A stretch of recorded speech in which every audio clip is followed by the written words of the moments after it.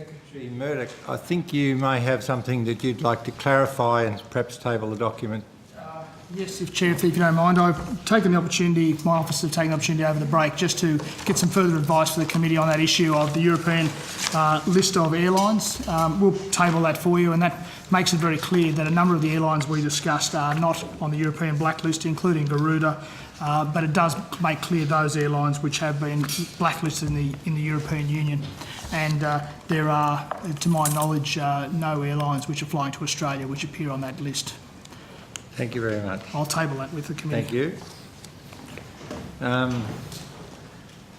Well, I might as well start while you settle, Senator Zenenhoff.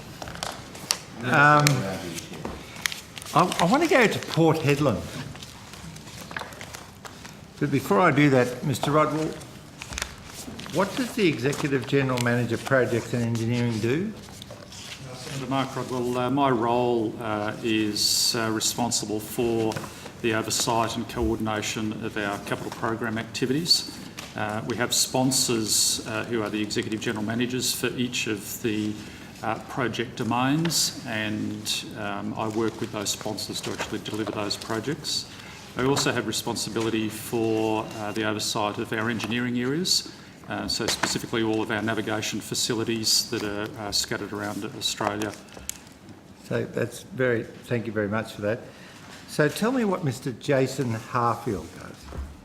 So Jason Harfield is... well, I mean, the allegation I've got is that he's been given a job, but it's a no man's land job. Senator, would it be right if I answered that? Yeah. So, Jason Hartfield is... As you know, there's a bit of SHIT going on.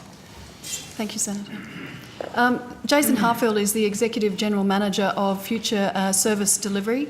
What that means is that's the program delivering our new replacement air traffic control system. What's the difference between FSD and One Sky? One Sky is the name of the program we give to the program replacing the National Air Traffic Control System. That's the program we're working with Defence so that we will, for the first time in this nation's history, have a single national air traffic control system used by both the military and the civilian sector. Future Services Delivery looks after that, as well as the transformation program. In other words, making sure that the whole organisation is ready for this most significant and important change. Is that about a $400 million program? One Sky, you're talking about, Senator?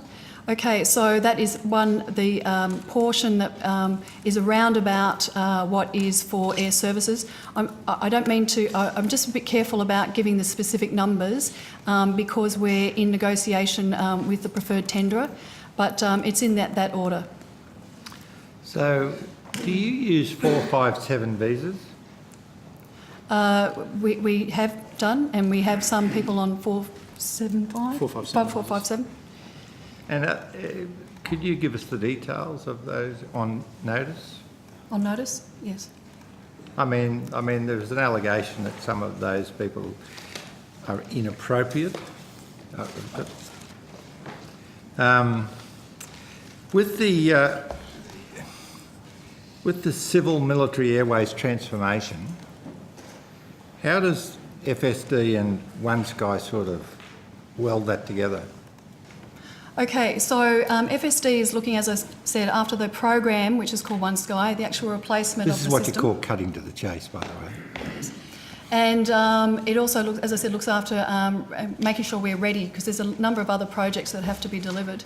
We have a joint program. We have military people, Air Force people working in that team to deliver the program on behalf of Defence and also Air Services. So, you know, and we have been briefed and been through this, and it seems quaint to me, but could you explain the supervision of air traffic in Adelaide being done from Melbourne? Yes, Senator. That's, I think you're referring to the integration of our terminal control units or our radio approach units, one in Adelaide into Melbourne and then the CANs into Brisbane. I might just ask Mr Hood, the Executive General Manager. Because I'm just trying to get my head round it. Yep. I mean, the average punter that flies into Adelaide probably would like to think that the air traffic controller's in that control tower area, and you can see that storm cloud over there and that plane that's too low over there, etc., etc. But if it's someone in Melbourne Yes, Senator. and the camera's not focused on that particular sector. Okay, so in terms of traffic landing into Adelaide and taking off from Adelaide, that will continue to be controlled by our people in the tower. That's because you do need visual. You need to be able to see the... That's what I thought. The aircraft.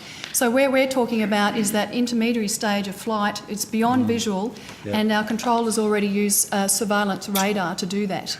So whether they're in Adelaide or in Melbourne, it's still perfectly safe to do that because they'll be using that surveillance picture.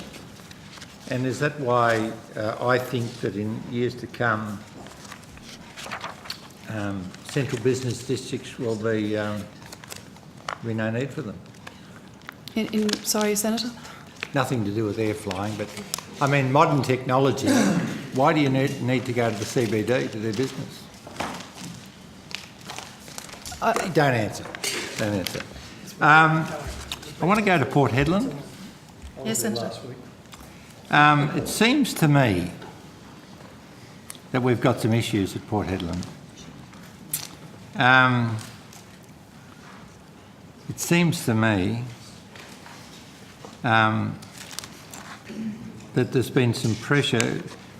Did PwC, were they auditing something at Port Hedland?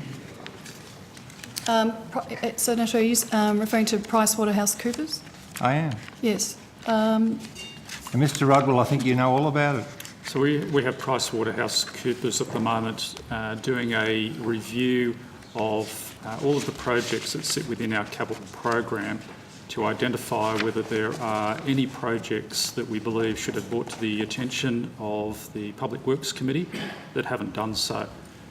Senator, you recall that when we were at the Public Works Committee, we brought to the attention of the Chair as well as the committee members a number of projects between $2 and $15 million that we had not brought to the attention of the committee, and we're asking PricewaterhouseCoopers just to go back and just do a double check to make sure that we have in fact...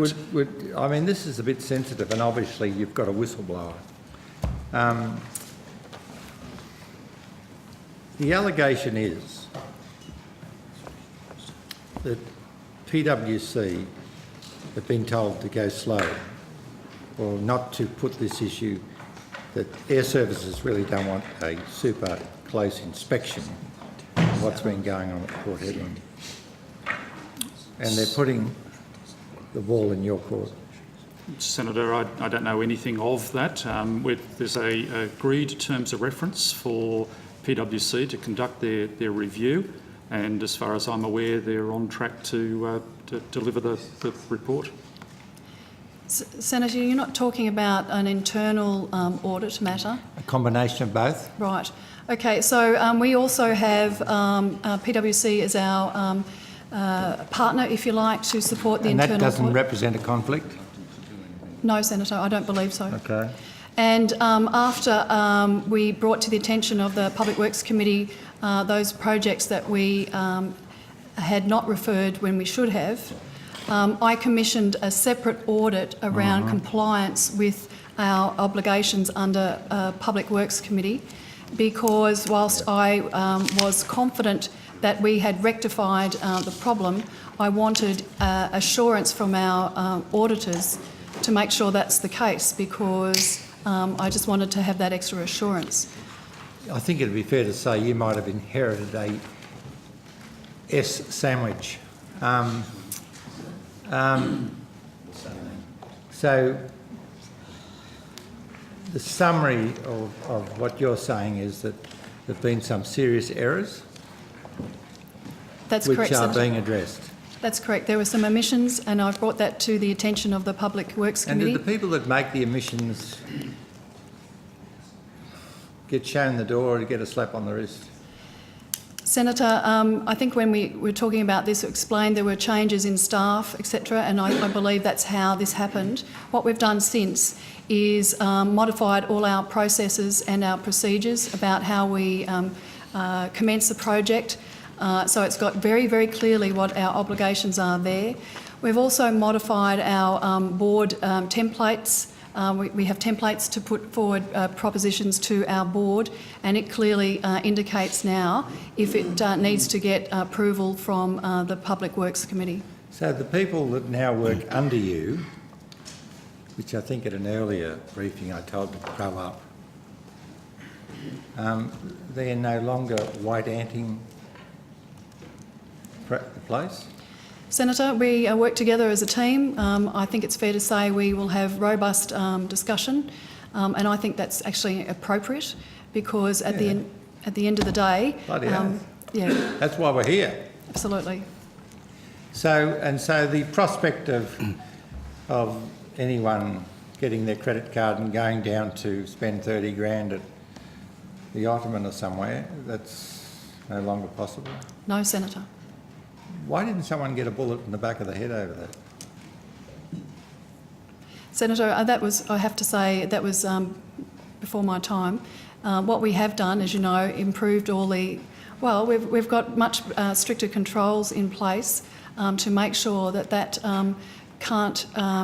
well, we have processes in place to make sure that we prevent such a thing happening, but we also have very strong processes in place to detect something like that. So without naming the people responsible for that, and there's a line of responsibility, some of whom still are in the system, I hope they've learnt from that experience, and they're lucky they didn't end up being thrown off the cliff, as it were. Senator Gallagher.